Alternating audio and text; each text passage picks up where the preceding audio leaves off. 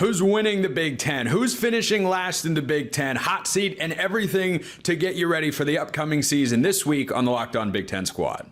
You're talking ball with the Big Ten Squad, sponsored by Game Time. From USC to Ohio State, from Michigan to Oregon, from Nebraska to Washington, it's the local experts of the Locked On Podcast Network bringing you scoops, breakdowns, and the most comprehensive preview of the upcoming Big Ten weekend.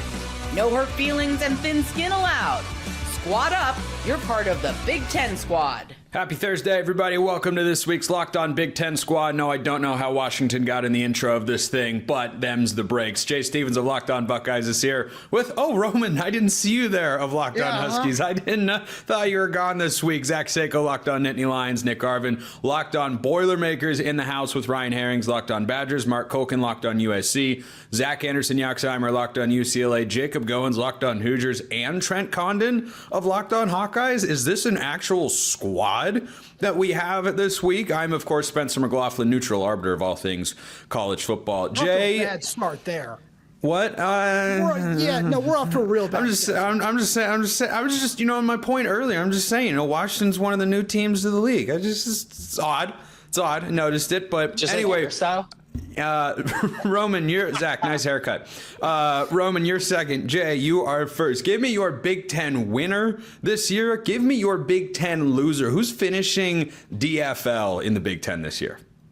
Well, you're starting with me first, so it would be kind of obvious for me to pick Ohio State. They have the most talent in the conference, and I actually honestly believe that too. It's not just me being first and me covering Ohio State. I believe Ohio State's going to find a way to win the conference for the first time since 2020. They picked the right guy in Julian Sand to be QB1. I believe on defense with Patricia, while there are going to be 8 new starters, I believe they're going to be figuring things out very, very quickly, and they're going to be doing some things that people may say they can't because of the lack of talent, that what they lost from a year ago. But I believe Ryan Day has done a great job with some hires, done a great job with talent acquisition from the portal, and the Buckeyes will win the conference this year. I'm going with the team that Jacob hates in Purdue to finish last. I know it's Barry Odom's first year, but I don't think Purdue has the talent to get out of the 18th spot. Roman, your winner and loser in the Big Ten. Don't worry, Nick. You will have your chance, your moment in the sun. Well, loser is you for just not paying the attention to the intro we got for over a year. So, if you're gonna shoot at Washington, you might as well pay attention to what we've got going on there. No, for winner, I've got Penn State. I feel like it has to be the year, right? I want to see if James Franklin can get over the hump. They have the most returning experience with Drew Aller coming back, that running back duo. I just feel like this has to be the year. This is such a proven year, and I feel like we've said that about him for a while, but this really just does have to be the one. And Nick, I'm sorry, losers. It does have to be Purdue. Excuse me. I don't believe in the talent either right now. They do have to come out to Washington as well, and that's not going to be a fun time for you guys. But I look at the talent there, and with what Ryan Walters unfortunately did, obviously now he's at Washington. I don't believe in what that team has right now. Oh, look, Craig Sheeman of Locked On Big Ten has hopped into the party, but that doesn't mean you get to cut your turn in line, but we welcome you anyway. Seiko, you liked a lot of what Roman was saying right there. I have 3 guesses as to who you're going to pick to win the Big Ten this year, but who's finishing last? Sorry, Nick, Purdue. It's Purdue. It's Purdue or Rutgers. Maryland. Maryland's another team, but I think Purdue is the easy answer. Maryland would be a close second, especially if they go with the freshman quarterback in Malik Washington. For Penn State, Roman summed it up very well. It sounds like he'd be fit to host Locked On Nittany Lions, but all of the things that he said, plus the fact that Penn State is following the formula. People have pointed this out. I've pointed this out that, okay, Michigan is obviously dealing with what it's dealing with, but that formula of you have your coaching staff, Penn State added to its coaching staff that was already really good, getting Jim Knowles away from Ohio State. Then you have your nucleus. You bring back your veteran quarterback. They bring back not 1 but 2 superstar running backs, the offensive line. And then they add to position groups that were questionable or potentially weaknesses and go get an all-conference player in Trevor Pena to go with a wide receiver core. And they go get Amari Campbell, who was all-conference at linebacker and started at North Carolina, even though that was an abysmal defense. But Penn State, has everything it could ask for. It's following the championship, the national title blueprint that has now been followed and successfully followed by Michigan, Ohio State. There aren't really any other teams here in the country other than Clemson. So everybody else is going through those systematic changes. Penn State has everything, every box that you could ask for checked for this season. So what I'm hearing is Jim Knowles shall heretofore be referred to as Connor Stallions East in the Big Ten. That's great to hear. All right, Nick, all these shots at your Boilermakers, and I just want it out there. Goins, no, not yet. We have to get to you later. Brandon told me I had to let you join in today's show, but that'll come later in the segment. Nick, go out there and defend your Boilermakers. Look at the slander that they've been taking over the first few minutes of this show. I mean, Spencer, I've been saying it on the show. You can doubt all you want, and it's fair to doubt a team that went 1-11 last year, a team that Ryan Walters left in about the worst spot you can possibly leave a football program in. But you hire Barry Odom for a reason. He tries to build up that culture. And yes, you have a brutal schedule down the stretch, whether that be Washington, Michigan, Ohio State, and Indiana to end out the last month of the year. But there are winnable games on that schedule. There are games that are winnable that if you play the game the right way, if you focus on the running game, put the ball in Devin Mockaby's hands, there are winnable games. So I don't think that Purdue's going to end up last. I actually want to shift that to Northwestern. They got a guy in Preston Stone who didn't even win the job at SMU last year. So when you put him on a Big Ten schedule, there are some uncertainties there. And if you don't have a certain quarterback that can make it happen, it's tough to win games in the Big Ten. And then for who I have winning, I'm going to go over to Zach Seiko. He has it on his shirt, Happy Valley. I think that team's experienced. I think James Franklin is coaching to prove that he's a national championship winning coach. He's proven that he can win in the regular season, but much like a guy that I love, Matt Painter, he needs to prove that he's a national championship winning head coach, and I think that this is the year. Herrings, are we going to elect this year's Wisconsin team to the Hall of Mid, or are they going to shock us all? I mean, they could shock us all. I don't think they fall into either of the questions we're answering here, though, best or worst. I think the best, it's Ohio State. I've been pretty consistent on that. I don't really know what's changed so much from last year where we're suddenly so into – like Penn State's really good. Penn State had Aller last year. They had those running backs last year. They had James Franklin last year.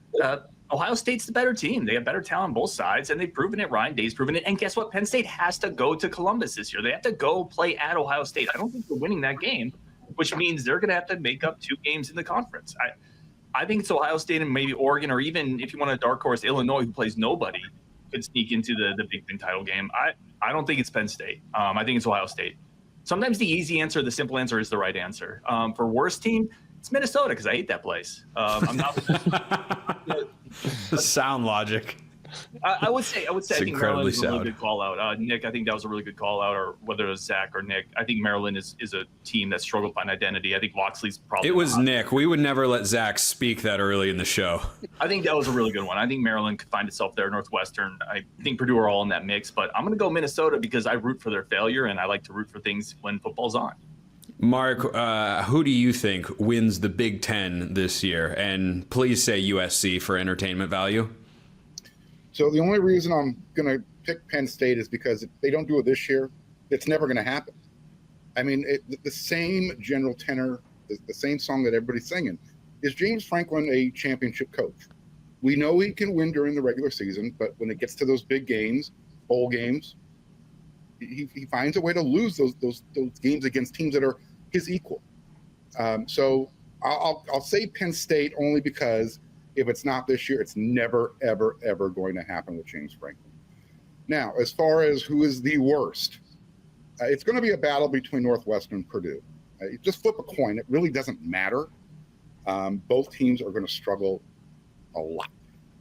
Listen to that, Zach. There was like an inkling of respect for the Bruins in that response from Mark. So who's finishing worst and first in the Big Ten?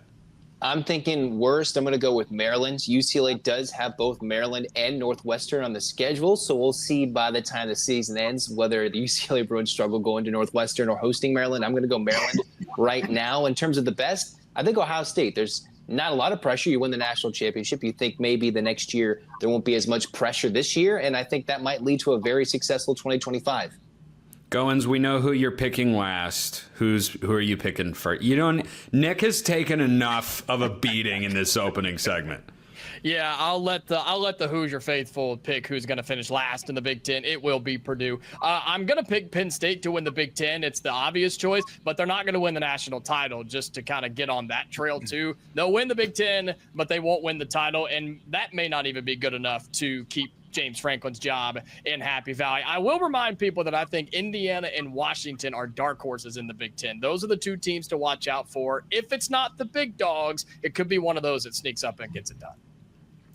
Trent, that Padres hat, did you know that San Diego is a long way from Iowa City? But go ahead. Yeah, I'm looking for a sunny vacation coming up this winter, as I was going to be traveling to USC and maybe a little road trip down to San Diego before it. Top of the list, I can't go with Penn State. James Franklin's a whiner. He complains about everything. Their media complains about everything. And he's got a great team. He'll screw it up because that's what James Franklin does. Give me Ohio State. It's the most talented team. I'll take Jay Stevens' squad and the Buckeyes. Bottom of the list, though, here it goes. Herrings. It's your Badgers. After Whoa! Season, that 8-game losing streak is going to be enough for the basement. It's going to be like Don Norton is back with the Badgers. Badgers 1-8, the Big Ten last for. Can I retort really quickly? Yeah, you may. Badgers haven't won less than 5 games in 35 years or something. I mean, it's actually like 24, but they're not winning one game and not finishing last in the Big Ten. That's absurdity. That last 8 is difficult, and it's going to get ugly. There's coach fired. There's another one for you. Oh, this is insanity. Well, that's gonna be the second segment, but I do want to give Craig a chance to opine as the man who covers the entire conference here for us all. Craig, you've got maybe the best 30,000-foot view, worst and first in the Big Ten. First, I'm going to go with Penn State because I'm in the camp of if not now, when. This is a loaded roster. They got the most experienced quarterback in the country, and if they don't, we'll rip on them for coming up short. And by the way, can we tap the brakes on Ohio State just a little bit? We got a brand new quarterback that we've really never seen play except for a few snaps. They got they spent $1 million on an offensive lineman, a tackle from Rice that isn't going to crack their two deeps. And they've got 8 new players on defense. I still think they're a playoff team, but I don't know if they're going to win the whole conference. As far as the worst team, Nick, I'm an Indiana grad. You're last, dude. Welcome to Locked On. Baby, Nick, just know I'm in the Maryland camp. Yes. I'm in team Maryland last, which would probably result in a job opening. Others could come available this year. That is coming up next. First, this episode brought to you by Regia. Guys, you've probably heard of Viagra or Cialis. Maybe you've even tried them. But if you're looking for something beyond the usual pill, it's time to meet Regia Ready. Regia Ready is next-gen prescription treatment designed to amplify arousal in the brain and boost blood flow. Unlike usual pills that can take hours, Regia's 3-in-1 formula dissolves under your tongue and kicks in fast. On average, in 15 minutes. Effects can last up to 36 hours, so you can stay confident and in control when the moment is right. So if you're trying to get a little boost in the bedroom, Regia is the place that you want to go. You can even read real customer reviews on their sites, helping a lot of people feel more confident and present in the moment. Head to Regia.com/LockedOnCollege. Use code LockedOnCollege to get 15% off today. That's RUGIET.com/LockedOnCollege. Use the promo code LockedOnCollege for 15% off. Individual results may vary with prescription treatment. Compounded drugs are permitted to be prescribed under federal law but are not FDA approved and do not undergo FDA safety, effectiveness, or manufacturing review. Please visit the Regia website for full safety information. Check them out at Regia.com/LockedOnCollege. Hot seat talk in the Big Ten this year. Mike Locksley needs to win a hefty number of games or he could be on the way out. He's been there for a while, trending down after a 4-8 season last year. Seiko, I'll start with you. What's the first Big Ten head coaching gig that comes open this fall? It is either Mike Locksley getting fired in Maryland or Luke Fickell in Wisconsin. Because I feel like every other coach has safety, has security. I mean, I don't know. Maybe over at Iowa, right?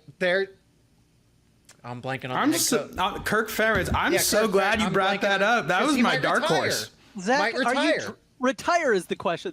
We're not talking about retirement. We're talking about firing. Kirk Ferentz is going to be. Whoa, I didn't say the word fire. I said head coaching job that will come open. Yes. So that's if he retires, that would be one to watch out for. The only saving grace for Maryland is if Malik Washington shows some progress. So there's going to be word, get the freshman in, play him. And if there's actual tangible progress, then Mike Locksley might have another year. It's kind of the same thing with Luke Fickell. If you perform better than internal expectations, even if it's slightly, just some sort of promise, both of those coaches could be safe. So I think if we're talking head coach openings, any of those, Kirk Ferentz, can't believe I blanked on his name if I was going to refer to Iowa there, but I'd say Maryland's the most likely with that outside shot that it's the Hawkeyes. That's how much respect the Nittany Lions apparently have for Iowa, Trent. Can you believe that? Oof, my goodness. Nick, last year Purdue was the Big Ten job that came available. Which one do you think, for any reason, comes open this year first?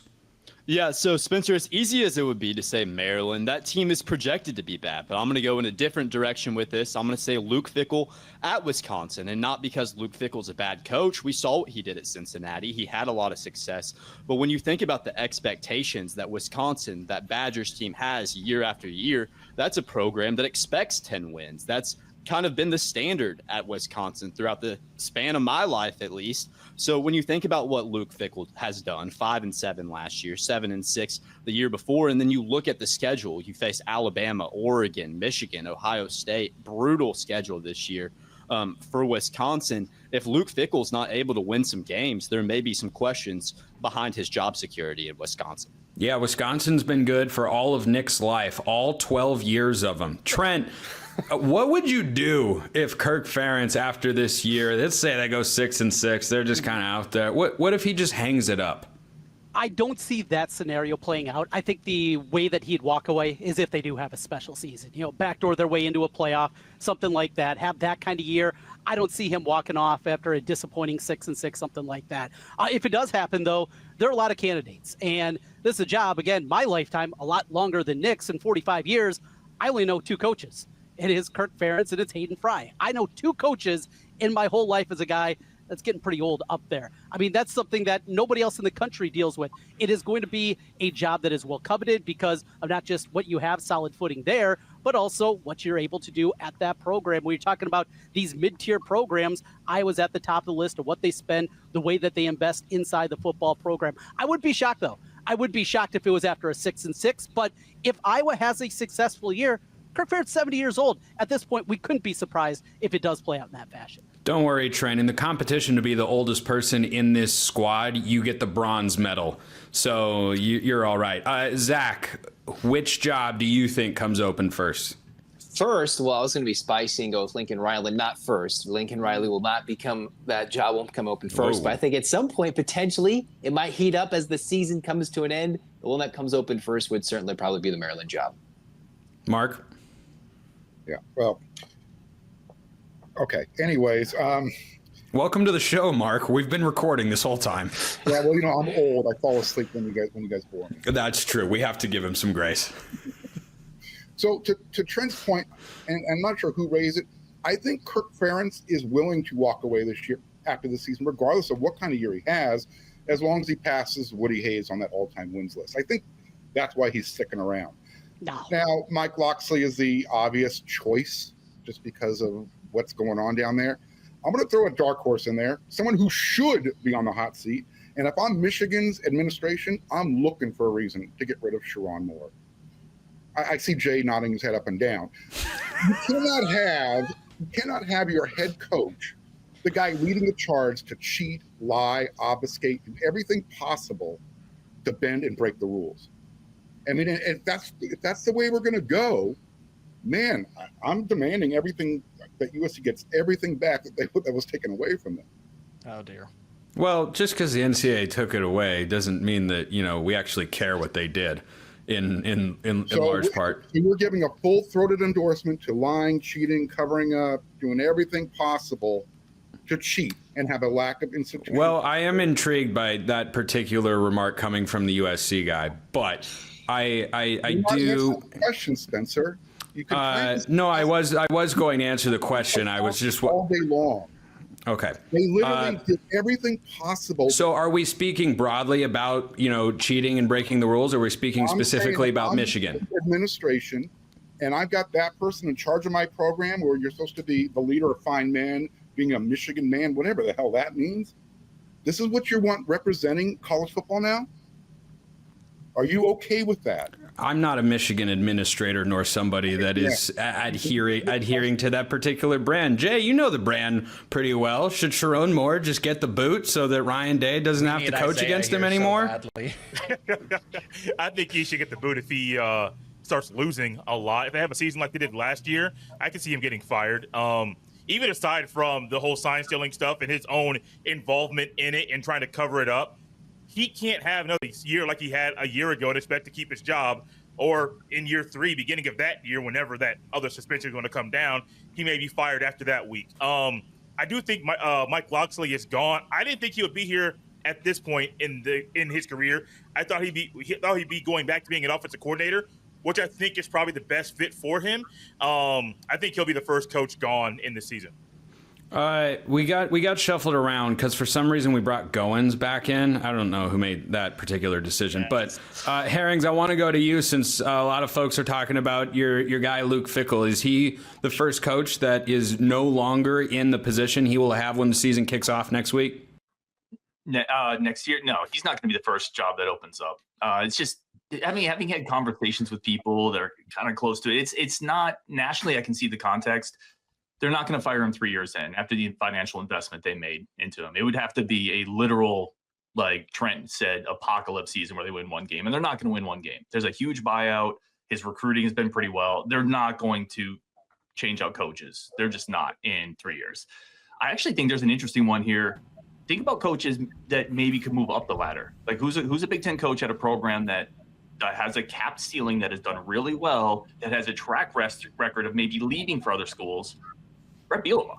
And Brett Bielema has a good year again this year, coming off what he did last year. This is Luke Altmaier's last season. He's already shown he will leave for a better school and more money. I could see if he strings another 10, 11 win season together, there's going to be schools that wonder about Brett Bielema and see if they can kind of pry him away. I think that might be an interesting one to track. I think that is. I had not considered that really, but I think that's a good point. I want to take off my throw jabs at Roman because it's fun sort of hat and seriously raise the Jed Fish point that if Washington has the season that some people, including myself, expect them to this year, if Billy Napier is removed from his coaching duties at Florida, Jed Fish's name is going to be where, Roman? Top 2 on that list? Probably top 5, I would say. By the way, I just want to throw it out there for the record. You've changed your Washington prediction 3 times so far in the last But who's keeping track, right, Roman? Just me. That's my job. Whoa. What is this changing I'm being accused of? You need the Nico jersey and the Jed Fish visor. That's what you need. You took the under a few weeks ago on this here show, and then you bring me on to lock. That was back in the summer. Yeah. Okay. That was a long time ago. I would probably say top 3 is where Jed Fish falls on that. I'm very curious though to see if he's ready to pick up and move again for what obviously the SEC would at this point be considered a lateral move in the Power 2 conferences. Yes, he's a Florida alum and everything like that. But with how he's structured everything at Washington, I don't think he's going to want to pick up and move everything again. As long as DeMond Williams is around, I think that he wants to build something stable and I think he can reach the college football playoff with DeMond Williams at the helm.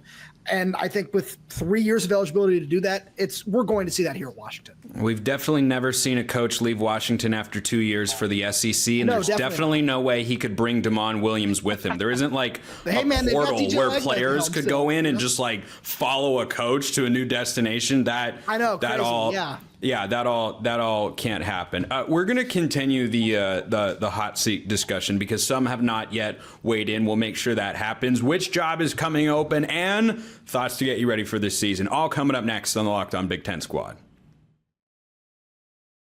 First, this episode brought to you by Open Phone. If you're running a business, every missed call is an opportunity to make some money, and you're leaving it on the table. Think about the last time you needed a service. If the first person didn't answer, did you wait?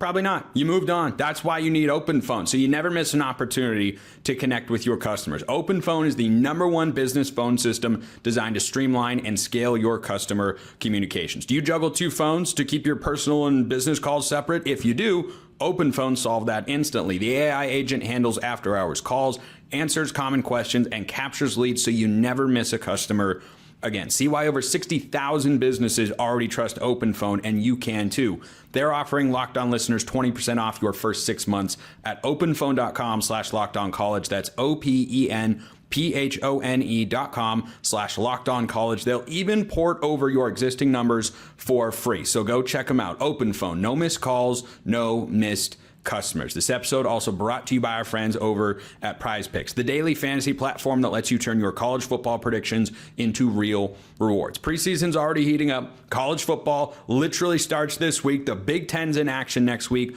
Whether you've got your eye on big name quarterbacks or breakout running backs, Prize Picks makes it easy to get in the game. So say you want, Joe Burrow to pop off, or you want to look at Avery Johnson's passing yards this week in Farmageddon in Ireland. That'd be August 23rd. All of that is available. You go pick 2 to 6 player stat projections with Prize Picks, and if you get your picks right, you could cash in and win up to 2,000 times your money. Download the Prize Picks app today. Use code LOCKEDONCollege to get $50 in lineups after you play your first $5 lineup. That's code LOCKEDONCollege to get $50 in lineups after your first $5 play. Prize Picks, run your game. All right, Craig, I want to start with you. You look at this conference a lot. Which Big Ten coaching job comes open first? It's probably going to be Mike Locksley at Maryland, but keep in mind, the reason they lost their basketball coach after the Sweet 16 and Kevin Willis, because they don't have enough money. So, firing coaches is more expensive these days, which I'll go lead to the last conversation about Sharon Moore. Sharon Moore is not going anywhere. First of all, they got a $20 to $30 million fine from the NCAA. They've just had to carve out $20 million for revenue share. They're not going to pay out another $20 million to get rid of his contract. And besides, Michigan's out of Michigan, man. When Harbaugh, that's it. There's nobody else that played for Bo. So they got to stick with him for a little while. And as long as Bryce Underwood and Savion Hyder are there, I mean, his recruiting classes of 25 and 26 are phenomenal. I don't think he's going anywhere. I want to visit the Wisconsin Luke Fickell situation because, look, they could actually be improved this year, but their schedule's the hardest in the country, and they might not show improvement in their record. And I think the administration saw this, and I think the administration really likes Luke Fickell. They quietly gave him a contract extension this winter. So because this situation was going to come up, he was probably going to have a lesser year record-wise this year because the schedule's so tough, and they didn't want to be put in a position where they got to fire him. They're like, well, we just gave him a contract extension. Let's give him another year. I think, and Barry Alvarez is saying nice things about him now, even though he kind of ripped the program back in February. So I don't think Fickell's going anywhere as well. But I do think Kirk Ferentz will retire after he gets Woody's mark at the end of the year. And I still do think, despite the fact that Maryland has no money, Mike Locksley will probably be the first to go. Brandon's trying to make me play a modern version of Guess Who on which people I've asked the latest question to. Goins, you still need okay, there we go. I got that one right. Yeah, I do. I still need to go. Yeah, Locksley is the easy answer in terms of who could be let go first, but as much as I hate to say it, Ryan, look, I love you, brother, but I'm sticking with my prediction that Luke Fickell will not be the head coach of Wisconsin when the Badgers play Indiana. I just think it'll be a 5-game losing streak, 6 of the last 7. The only win will come against that Maryland team, and I just don't think they can stick around with that when you're losing that much and that often. I'm sticking with my prediction. Luke Fickell does not make the trip to Bloomington. He will be let go before that game. That's wild. I mean, Wisconsin didn't suddenly become Kennesaw State. Like, people are taking one bad year a little too far here. He's not going to. I want him to be successful. I think Nick said it. Look, Luke Fickell's a good coach, and I thought it was a great hire when they made it. I don't know, man. In today's era, you just don't get that long, and unfortunately, I just don't think the leash is all that long for him. Yeah, it won't be in season. I'll say that. And barring off field stuff, they definitely won't be in season. But I hear your point. I do hear your point on the bigger picture. Let's wrap today's squad with this. Everyone go around 30 seconds or less. Give the biggest keys to your team overachieving in 2025. Zach, we begin with UCLA. Well, Nico would have to be a superstar. You have the wonder brain that is Tino Sunseri as the offensive coordinator. Those two clicking could lead to UCLA being an offensive showcase. And then the defense doing anything could lead to them in an overachieving year getting to 8 to 9 wins. And I think that would be a successful year if that's the best case. Herrings? Really quickly, I think we talked about this before. Schedule is incredibly tough, but this schedule is pretty similar to what they did last year. They played Bama, Ohio State, Penn State. They played a lot of these schools last year, and they won 5 games with Braden Locke chucking the rock. Billy Edwards is better than Braden Locke. So better quarterback play, a little more consistent passing game. I think that is going to lead to a couple more wins by itself, and that is the key to this Badgers team. Maybe exceeding expectations a little bit. It's just getting a little bit more from that quarterback in that passing game. Trent was smiling when you said better quarterback play. He was like, "Yeah, we're gonna have that this year. That's gonna be us. Better quarterback play. We're gonna do it. We're gonna do it." Jay, go ahead. Getting Saban up to speed very, very quickly, because there's no way that Ohio State can do what they did last year and then even improve their record and have less losses. If Saban is struggling and slow to get up to speed as QB1, you got to get Hartline up to speed too. He's a new offensive play caller. You don't have an opportunity to allow him to just go through the motions and just be lackadaisical. He has to get up there too, but it's all in the trenches. You have to get the D-line and O-line correct. You got the guy from Rice who's not going to start. You're going to believe in a guy from Minnesota, seems like, to be the right tackle. You got to get the O-line and the trenches correct, and Buckeyes will be just fine. Roman, I imagine that T word is going to be a part of your answer here. How'd you guess? Yeah, no, it all does come down to the trenches. Washington. I do my homework, contrary to what you were accusing me of earlier. There's some evidence that states otherwise.